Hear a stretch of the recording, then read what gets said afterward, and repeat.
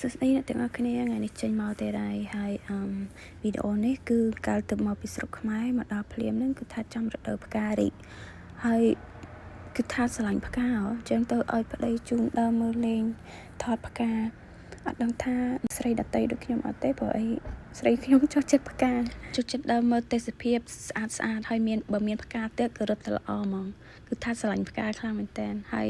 នៅស្រុកនេះស្រឡាញ់ត្រង់ថាគេមាន4រដូវហ្នឹងគឺថាស្អាតប្លែកខុសពីគ្នាជាពិសេសរដូវផ្ការីករដូវស្លឹកឈើប្រែពណ៌ហើយរដូវធ្លាក់ព្រិលក៏ស្អាតម្យ៉ាងដែរប៉ុន្តែស្អាតតែពេលកំពុងធ្លាក់ឯង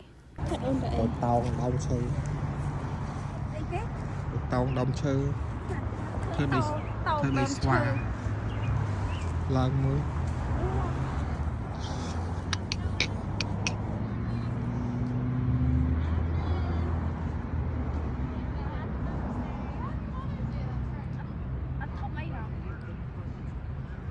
There's my baby mother. Ready? Okay. ហើយពេលមកដល់ឃើញមានផ្កាស្មៅនេះគឺថាចូលចិត្តលេងផ្កាស្មៅនឹងដូចកូនក្មេងអញ្ចឹងចូលចិត្តផ្លុំលេងហើយមើលប្តីស៊ូមដល់ក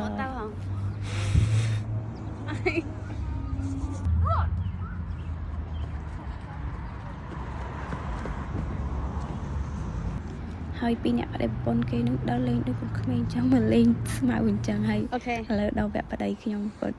ផ្លុំម្ដងគាត់ចូលចិត្តលេងសើចច្រើនហើយផ្លុំសិតទឹកមាត់ខ្ចាយពេញហ្នឹងដឹងច្បាស់ហ្មងវ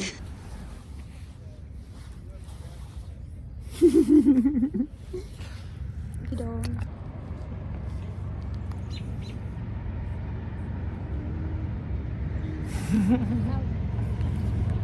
Look cloudy ចឹងវីដេអូនេះគឺមានតែប៉ុណ្្នឹងទេសូមអរគុណអ្នកទាំងអស់គ្នាសូមជម្រាបលា Bye bye see you next time thank you for watching